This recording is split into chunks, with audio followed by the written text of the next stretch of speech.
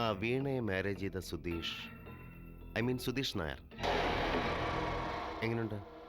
അയാള് പണ്ടിവിടെ ആപ്ലിക്കേഷൻ തന്നിരുന്നു, ഞാൻ ഇന്റർവ്യൂ ചെയ്തിരുന്നു. എല്ലാം മേനോൻ ചേട്ടന്റെ തീരുമാനം പോലെ. ഇക്കാര്യത്തിലൊന്നും എനിക്കൊരു അഭിപ്രായം പറയാനില്ല.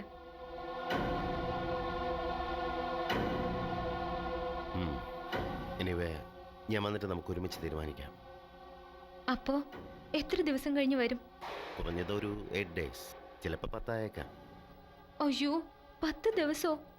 യെസ്, ഒരുപാട് ജോലികളുണ്ടാവട്ടെ. ഓ, നമ്മുടെ വിവാഹം കഴിഞ്ഞിട്ട് ഇത്രയും ദിവസം നമ്മൾ ഒരിക്കലും പിരിഞ്ഞിരുന്നിട്ടില്ല. വർഷ, പിരിഞ്ഞിരുന്നാലും നീ എൻ്റെ കൂടെ ഉണ്ടെന്ന് എനിക്ക് വിശ്വാസമുണ്ട്. പിന്നെ നമ്മളെപ്പോഴും ഫോണിൽ ബന്ധപ്പെടും ചെയ്യുമല്ലോ. എന്നാലും ഇത്രയും ദിവസം ഞാൻ എങ്ങനെ കാണാതെ? Don't be silly. നീ നല്ല മനക്കരത്തുള്ള ആളാണെന്ന് ഞാൻ കരുതിയിരുന്ന. ഇതുവരെ സാധാരണ പെണ്ണുങ്ങളെ പോലെ ബി ബ്രേവ്. ഞാൻ വരുമ്പോൾ എന്തൊക്കെ എൻ്റെ മോൾക്ക് കൊണ്ടുവരണ്ട? എനിക്കൊന്നും വേണ്ട, എൻ്റെ മേനോൻ ചേട്ടനെ മതി. ഓ, ഞാൻ എത്ര ഭാഗ്യവാനാണ്. പതിവ്രതയായ ഭാര്യ എന്നതൊക്കെ പഴയ സങ്കല്പങ്ങളായി. പക്ഷേ നിന്നെപ്പോലെ പതിവ്രതയായ ഒരാളെ എനിക്ക് കിട്ടിയതാണ് എൻ്റെ ജീവിതത്തിലെ ഏറ്റവും വലിയ ഭാഗ്യം. I am proud of you. Varsha, പണ്ട് മലയാളം മുൻഷി സാർ പറയായിരുന്നു, പതിവ്രതയും പ്രിയമതയായ ഭാര്യ ഉണ്ടെങ്കിൽ അതിൽ പരം ഭാഗ്യം വേറെ ഇല്ലെന്ന്. അതല്ലെങ്കിൽ വീടൊരു കാടാകുമെന്ന സത്യം. ബൈ ദ ബൈ, നീ വേഗം ആഹാരം എടുത്ത് വയ്ക്കാം. എൻ്റെ ഫ്ലൈറ്റ് ഉച്ചയ്ക്ക് 3:30. 3 മണിക്ക് മുമ്പ് എയർപോർട്ടിലെത്തണം. അതിനിപ്പോ മണി 8 ആയുള്ളൂ. ഇനിയും നീണ്ട 5 മണിക്കൂറുകളുണ്ട്. ദാ ബ്രേക്ക്ഫാസ്റ്റ് എടുത്തു വെച്ച് കഴിഞ്ഞു, വേഗം വന്നോളൂ.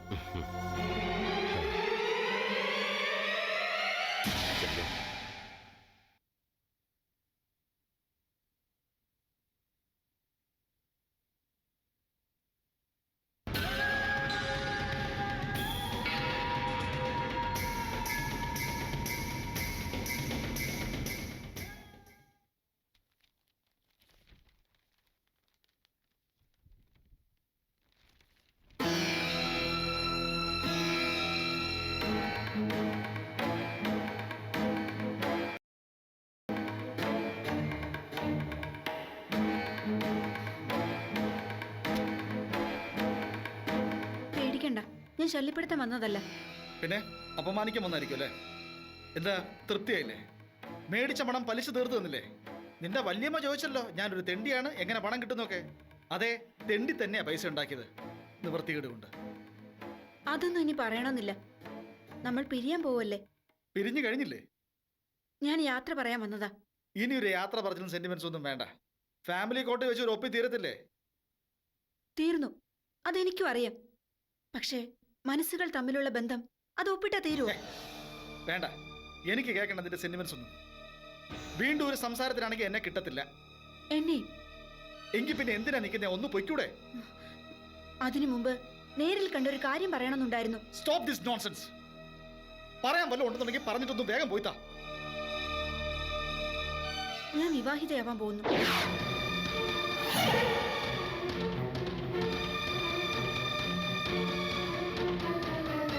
സിംഗപ്പൂരിൽ സോഫ്റ്റ്വെയർ എഞ്ചിനീയർ അജിത്താണ് വരൻ. പെണ്ണ് കാണലും കല്യാണ നിശ്ചയവും കൊട്ടും കൊരവയും ഒന്നുമില്ല. 2ാം വിവാഹമല്ലേ? ഒരിക്കൽ സുധീഷ് ഏട്ടൻ പറഞ്ഞതുപോലെ ഒരൊപ്പ് മാത്രം. വരനെ നേരിട്ട് കണ്ടിട്ടില്ല. അമ്മ സിംഗപ്പൂരിൽ നിന്ന് ഒരു ഫോട്ടോ നെറ്റ് വഴി അയച്ചു തന്നു. കൊള്ളാം, സ്മാർട്ട്, ഹാൻസം. സ്വഭാവത്തെ പറ്റി അറിയില്ല. അല്ലെങ്കിലും സ്വഭാവം അറിയാതിരിക്കുന്നതാ നല്ലത്. അറിയുമ്പോ ഒരുപാട് പ്രതീക്ഷകൾ ഉണ്ടാവും. നേരെ വിപരീത അനുഭവങ്ങൾ ഉണ്ടാവുമ്പോ തകർന്നു പോകും. എന്ത് സ്വഭാവമാണെങ്കിലും ചതിക്കുന്ന ആളാവാതിരുന്നാ മതി. സ്നേഹിച്ചില്ലെങ്കിലും വഞ്ചിക്കാതിരുന്നാ മതിയായിരുന്നു. പറഞ്ഞു തീർന്നോ? ഇല്ല. എന്താ ഈ സുധീഷേട്ടന്റെ വിവാഹക്കാര്യം? എന്റെ വിവാഹോ? അതെ, വർഷയുമായുള്ള വിവാഹക്കാര്യം. അത് നിന്നോടാര് പറഞ്ഞു? പറയണ്ടല്ലോ, ഊഹിക്കാലോ. അല്ലെങ്കിലും വിവാഹം കഴിഞ്ഞവരെ പോലെ കഴിയുന്ന നിങ്ങൾക്കെന്തിനാ ഒരു വിവാഹം? Veena, you are talking too much. Gulf മേനോന്റെ പതിവൃതയായ ഭാര്യ, ഭർത്താവ് കോടീശ്വരൻ, നല്ലവൻ. പാവം, അയാളൊന്നും അറിയുന്നില്ല. ഭാര്യയെ ചതിച്ചവന് ഭർത്താവിനെ ചതിക്കുന്നവൾ കൂട്ട്. കൊള്ളാം. സുധീഷ് ചേട്ടനെ പോലൊരാൾക്ക് ചേരുന്നവളാവൾ, ആ പിശാച്. തൃപ്തിയായി. ഇപ്പൊ എനിക്ക് സന്തോഷായി. ഇനി മറ്റൊരു പുരുഷന്റെ കൂടെ ഭാര്യയെ ജീവിക്കാൻ ഒരു കുറ്റബോധം ഉണ്ടാവില്ല എനിക്ക്. ഇറങ്ങിപ്പോ വേഗം. എനിക്കറിയാം, ഇപ്പൊ എന്നെ സുധീഷേട്ടൻ തല്ലിയത് അന്ന് വർഷയെ ഞാൻ തല്ലിയതിന് പകരം തീർത്തതാ. അത്രയ്ക്ക് സ്നേഹമാണല്ലോ അവളോട് സുധീഷേട്ടന്. മനസ്സിലായി, നിങ്ങൾ തമ്മിൽ ചേരേണ്ടവരായിരുന്നു. ഇടയ്ക്ക് ഞാൻ ക്ഷണിക്കാതെ കടന്നു കയറിയതാ. എല്ലാത്തിനും എന്നോട് ക്ഷമിക്കണം. ഇനി ഒരിക്കലും ഒരു ശല്യം ഉണ്ടാവില്ല. Good bye.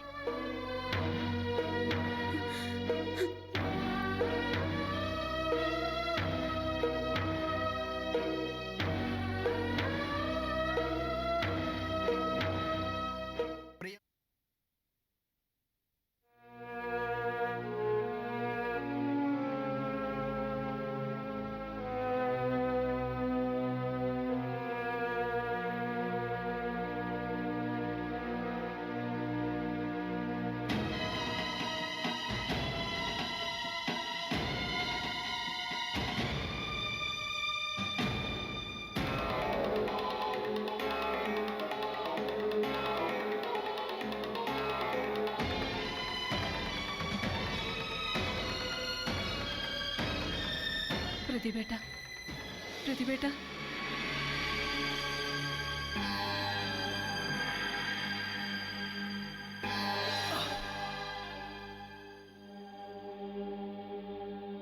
എനിക്കറിയാം ഈ മനസ്സ് നിറയെ എന്നോടുള്ള വെറുപ്പ് അറപ്പുവാണെന്ന്. അത് മാത്രമല്ല, നിന്നെ കൊല്ലാനുള്ള ദേഷ്യമുണ്ട്. എന്നെ കൊന്നു, അതിനൊക്കെ തന്നെ ഞാൻ വന്നത്.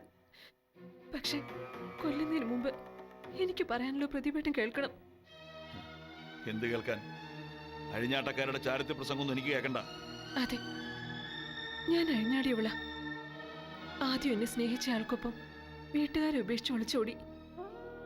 അതിലൊരു കുഞ്ഞുണ്ടായി, അമൽ.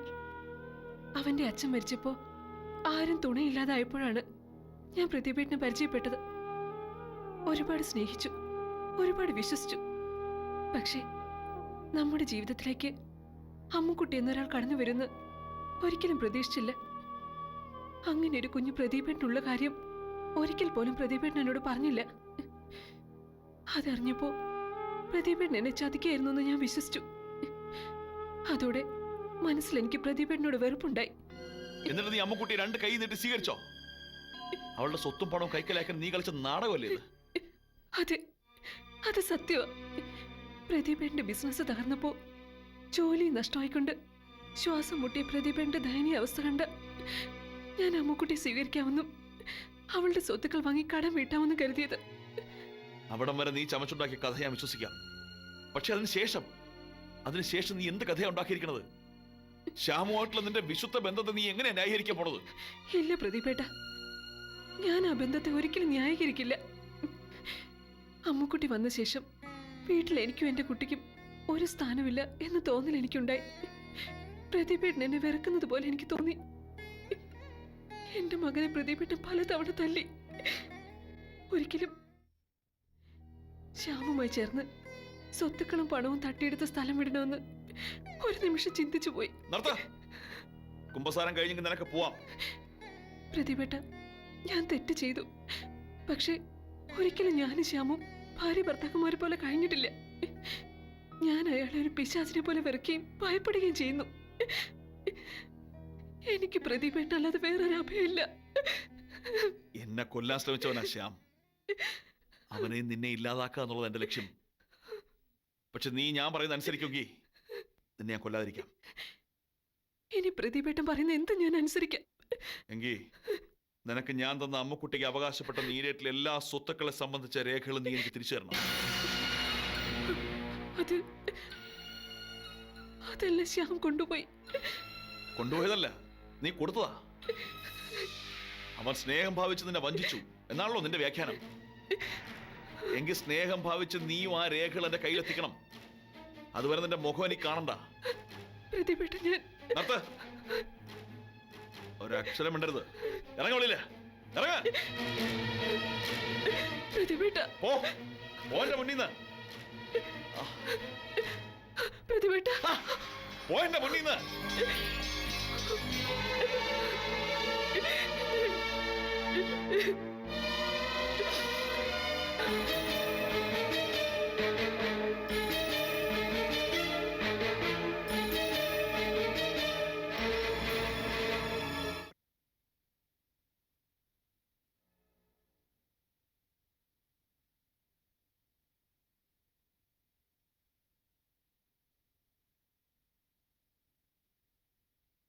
ഇന്ന് ഞാൻ ഇറങ്ങട്ടെ.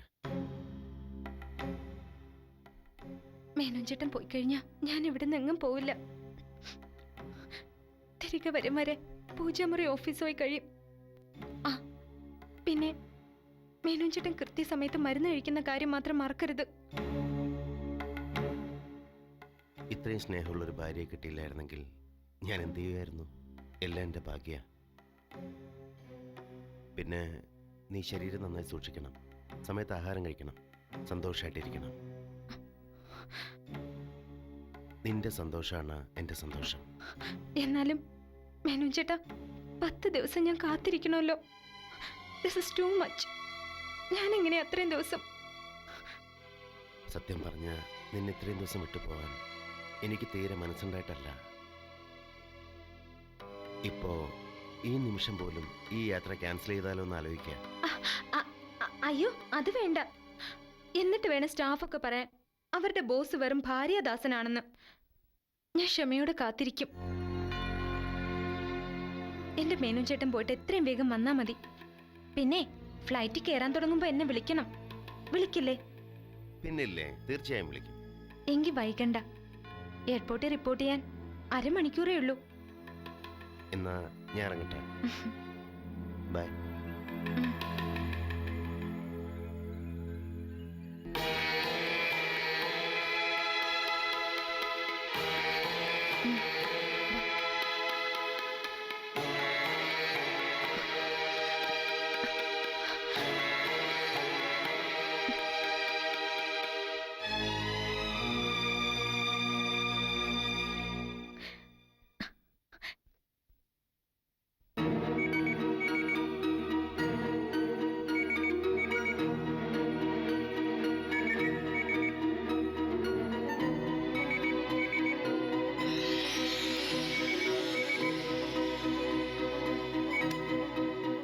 ഹലോ.